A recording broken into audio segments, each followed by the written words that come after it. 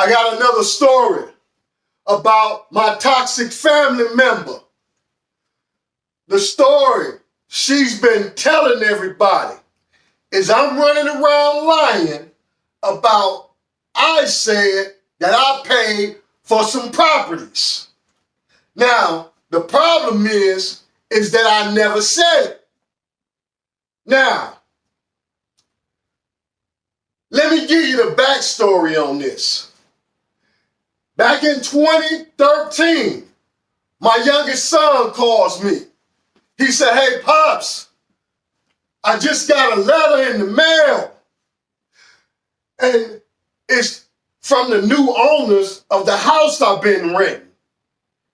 It says that the house been lost from taxes and sold at the tax auction."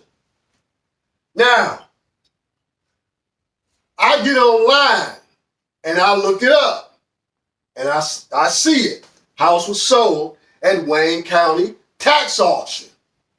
Now he's upset because he's been paying these people all this time and they done been lost this house.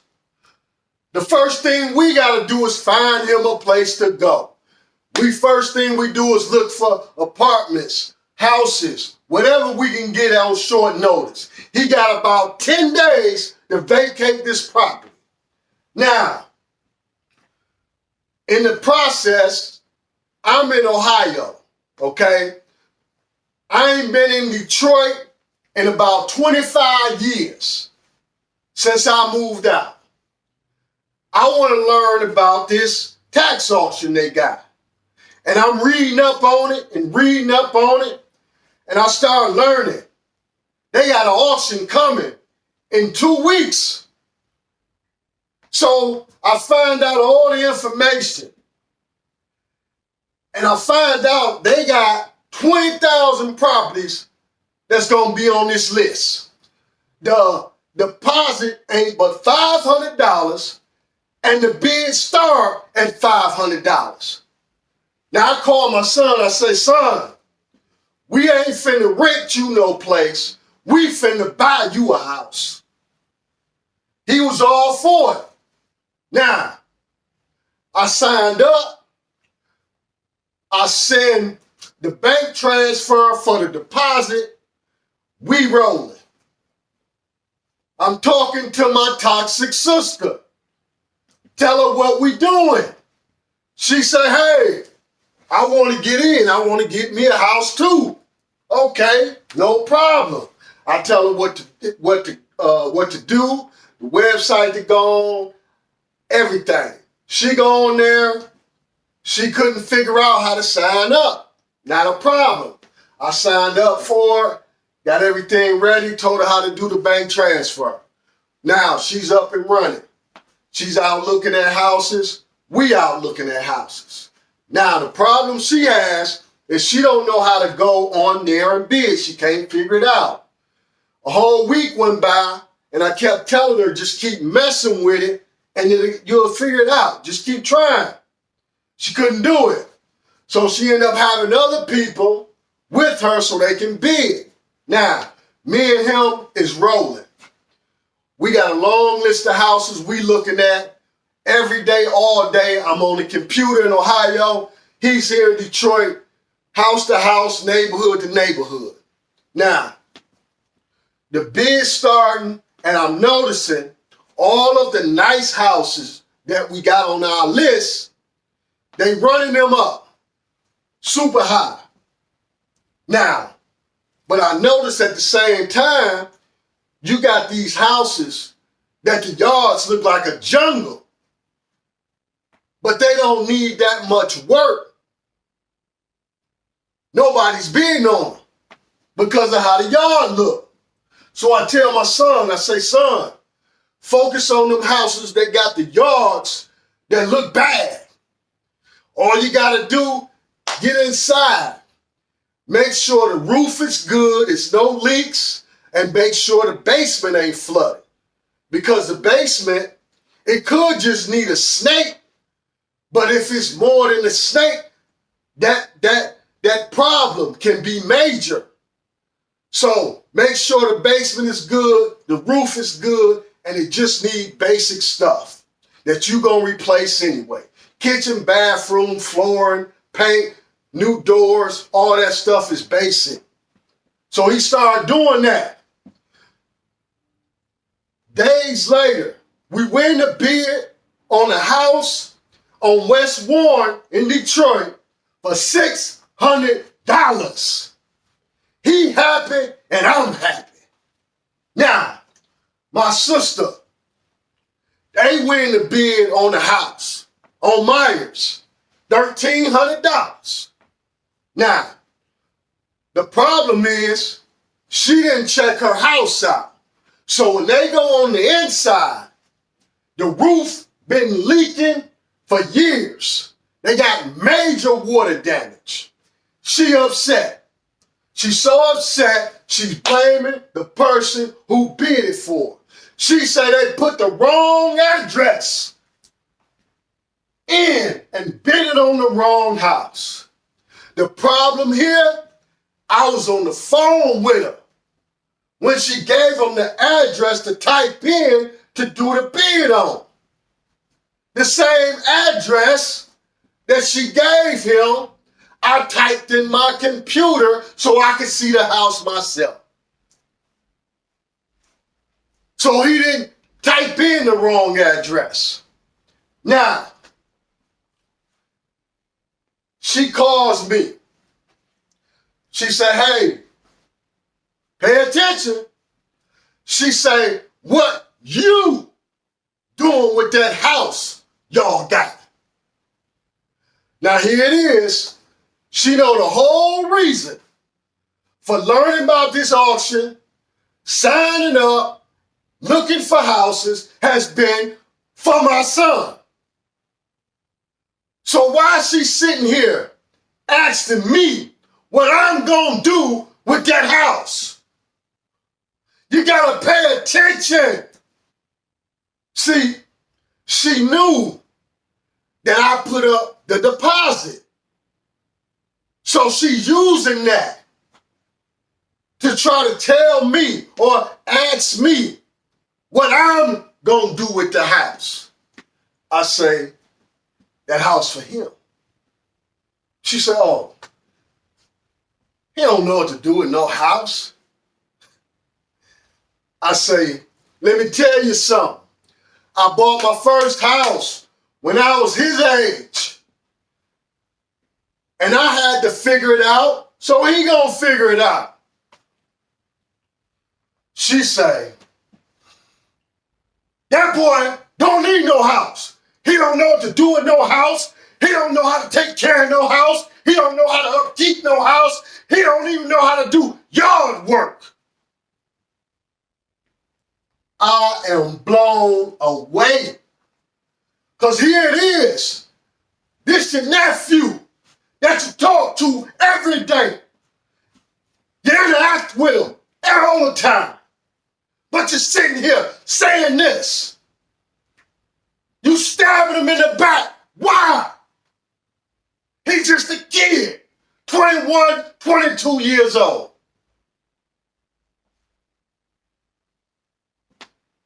I say, you know what? I don't care what he do with that house.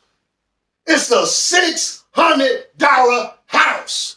One thing for sure, he ain't never got to worry about getting put out of somebody else's house because they didn't pay their taxes. She got quiet. Didn't say another word to me about that house. Now, all this she's saying about the boy. This boy got out here, went and bought all new lawn equipment, new lawnmowers and weed eaters and chainsaws, and he got to work. When he got done, he's sending me pictures before and after, and I'm so proud of him looking at this. I'm showing everybody I know. I'm sending them to everybody, and I made sure I sent them to her. It was people seeing that. They said, man, that looked like something off one of the house shows. But she say, he ain't gonna do nothing. He got to start working on the house, moved in a matter of weeks. But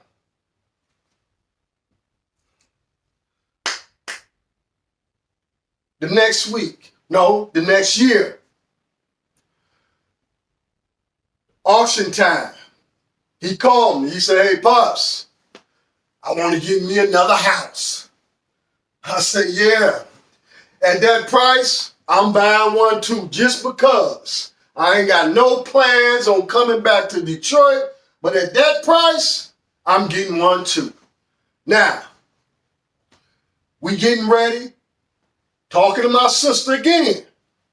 She said, hey, I want to get in. I want to get me a house for my youngest daughter, Toy. Okay.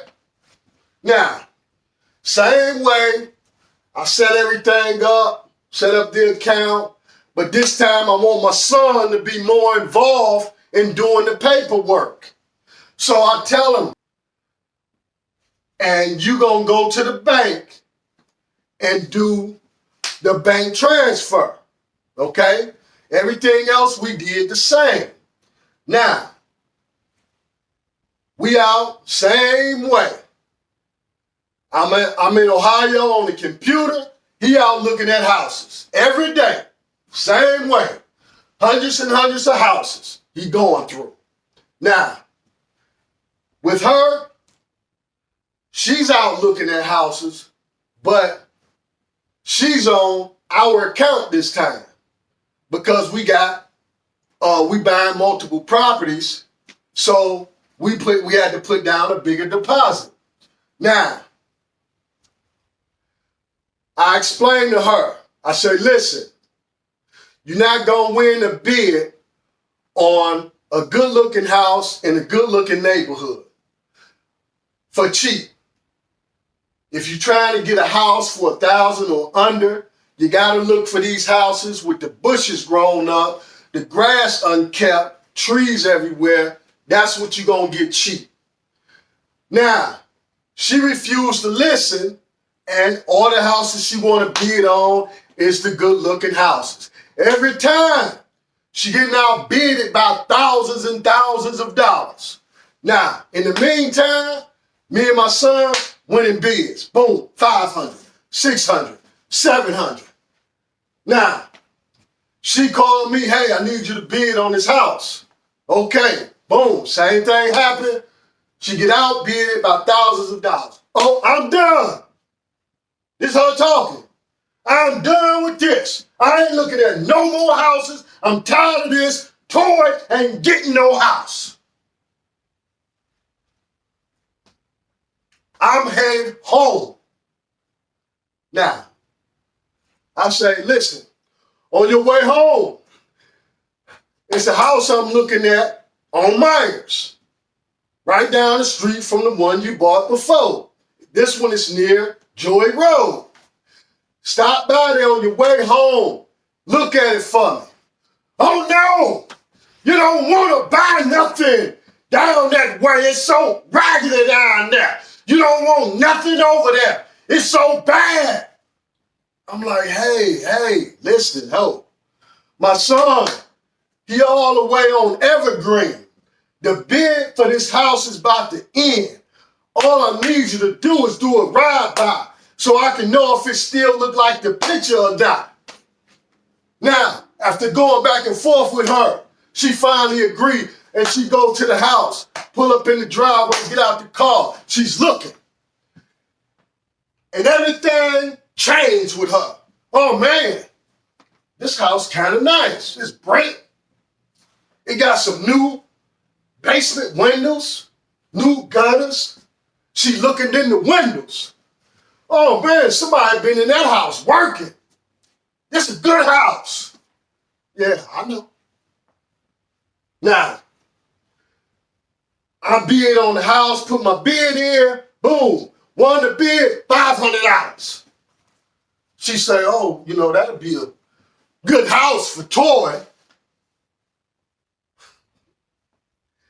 Now see, if I had been thinking about how she tried to do my son the year before, telling me all this stuff about him to get me to try to cross him out and keep that house for myself, I had told her, yeah, it would have been a good house for Toy.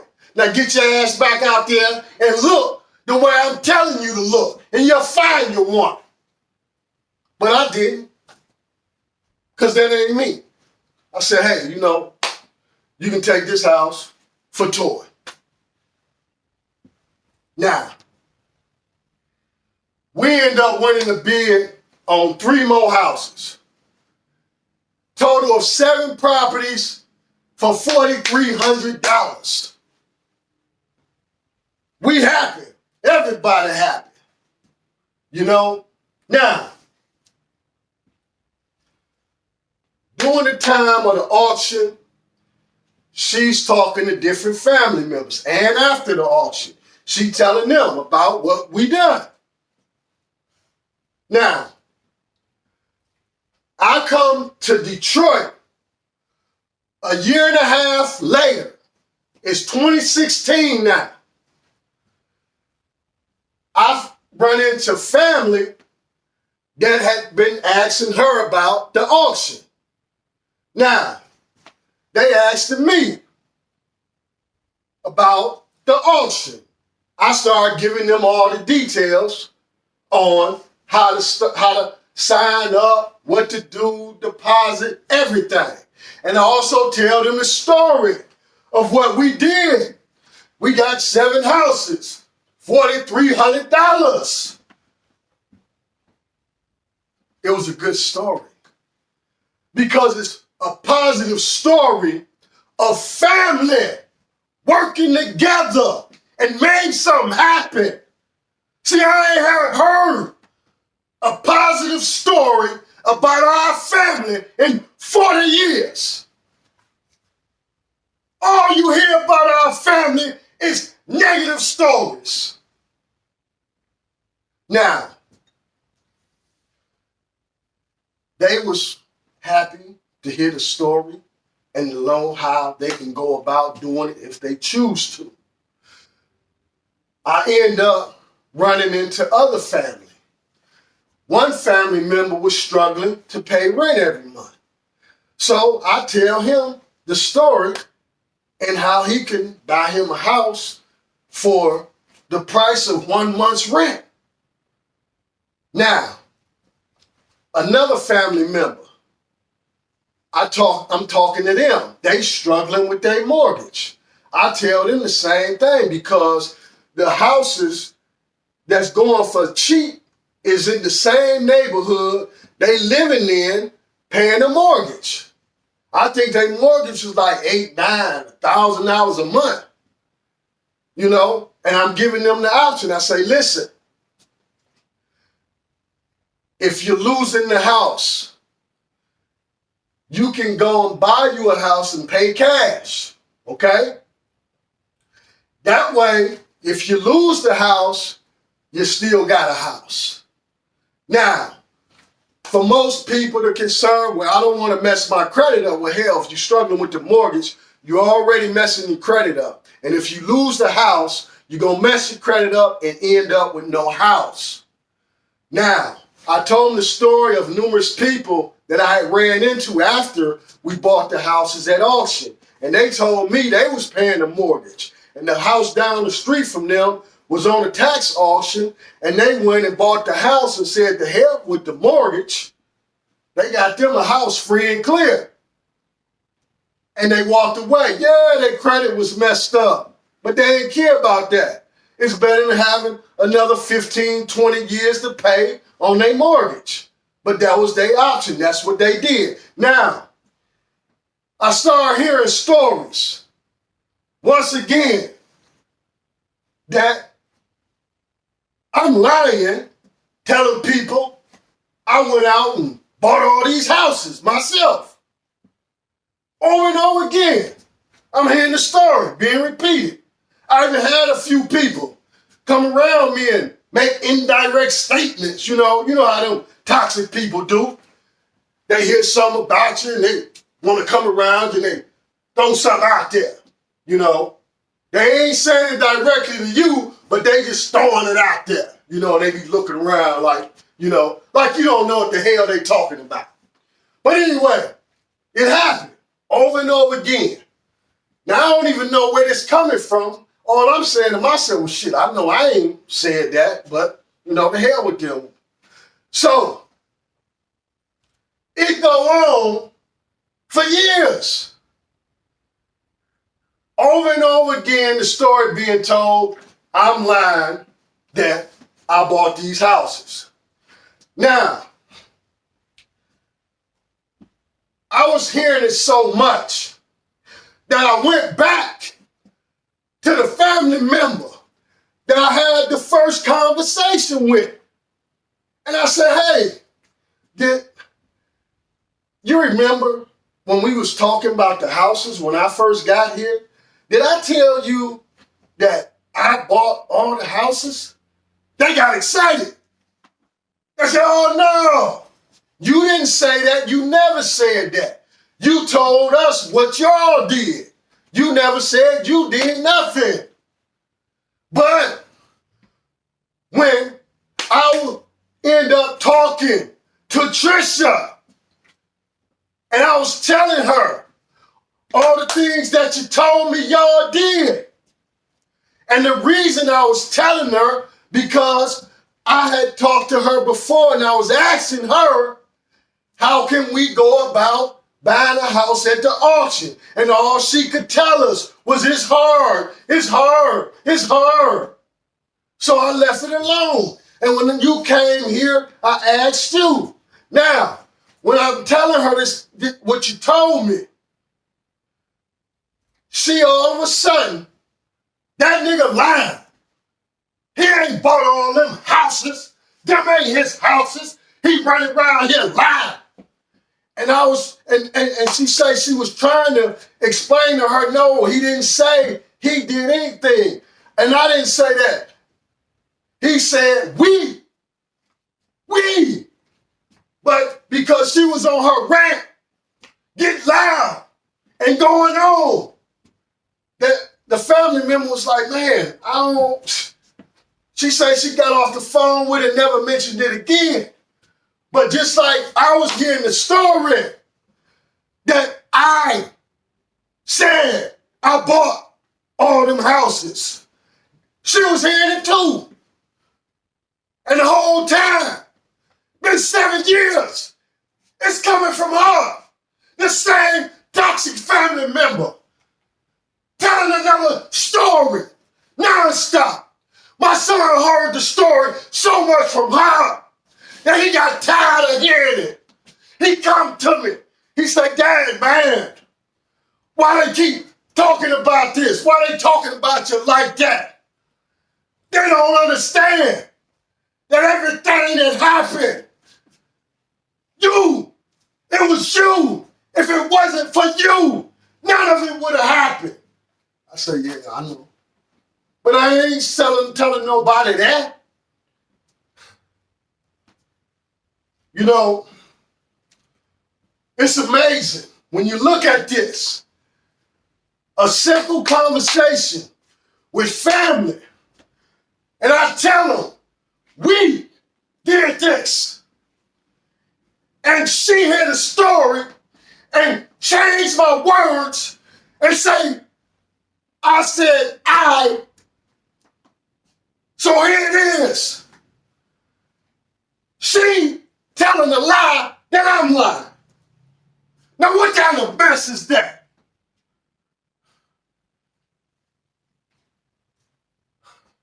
She been telling this man for 7 years.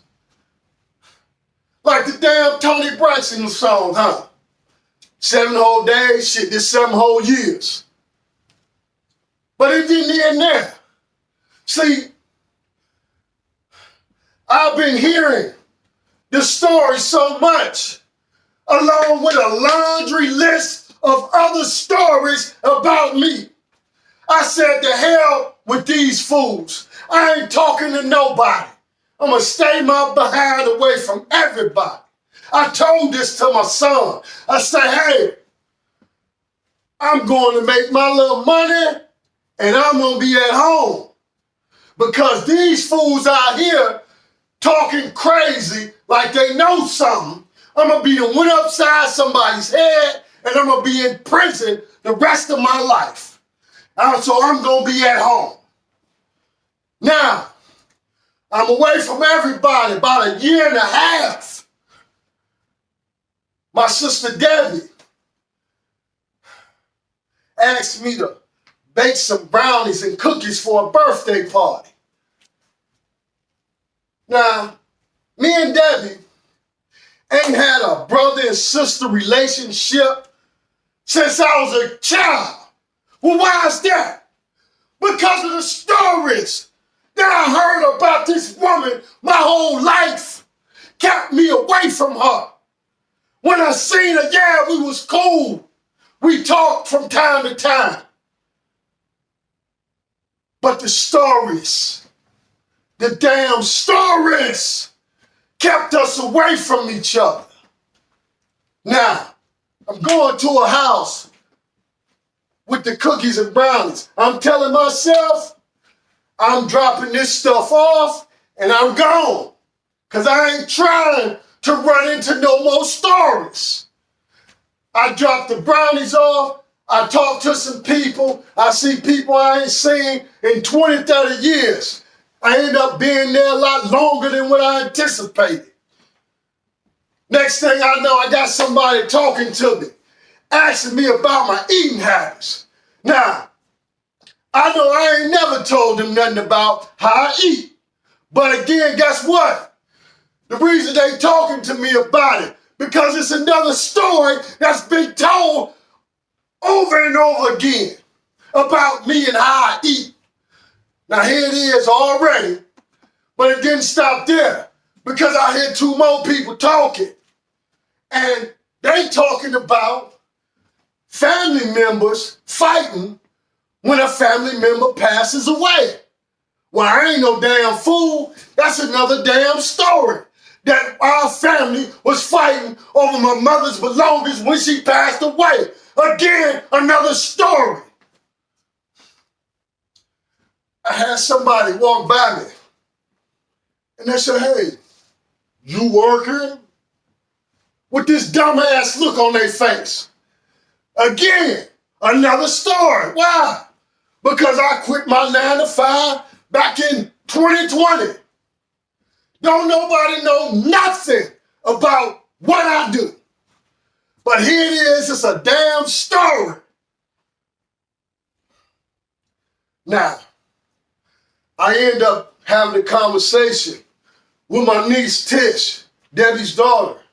She said, hey, I've been driving for Lyft and I was on your block one day. I remember your house. I said, yeah. She said, uh-huh. And I seen a few cars in the driveway, but I didn't think you was there.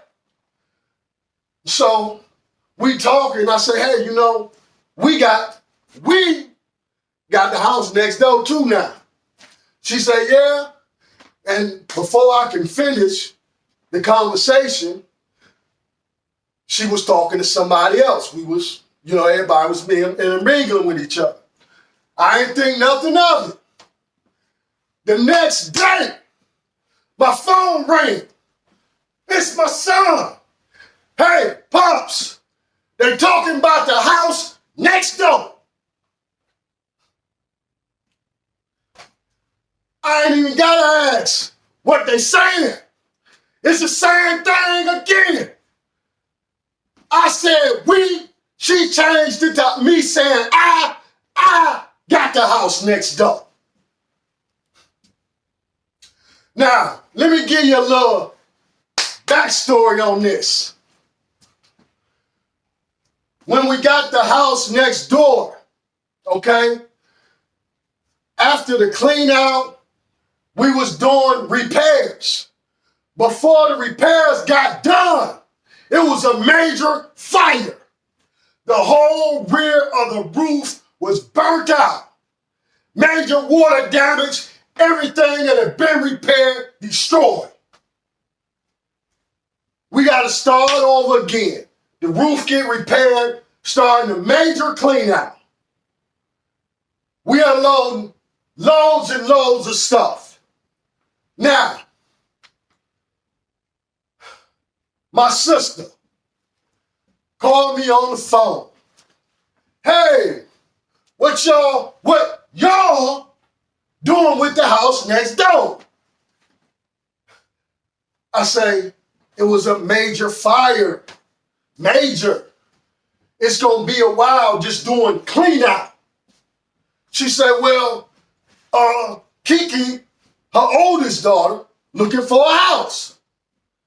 And I'm thinking in my head, after years of sitting around telling this story, that I'm a liar, how can you call me and ask me what we doing with the house? I'm thinking to myself, why would you want to get a house that's been in a fire anyway? But also, why is it that you and your daughter can't come together, work together like me and my son did and find our house? See, why? Why? Because she's so busy with all this negativity, she can't even get past the sign-up stage. That's what being negative do to your mind when it's time to do something positive that you need to do or you want to do. You can't do it because there's so much negativity in your head. You can't even think straight. When I didn't give her the answer she's looking for, she called my son. Well, damn, if I'm the liar, why you didn't call him first? Soon as they get off the phone, hey, Dad, they calling to ask about the house next door. I said, I know. I just not too long got off the phone with him. He said, yeah, they talking about they want to buy. I said, yeah. And I told him why they don't get together and go find their own damn house. And he laughed. I said, listen, even if that house was for sale, they ain't getting it because it ain't no way I'm about to have all that toxic mess next door to me. He couldn't do nothing but laugh because he had heard the story of me being a liar and a long list of other stories coming from this woman.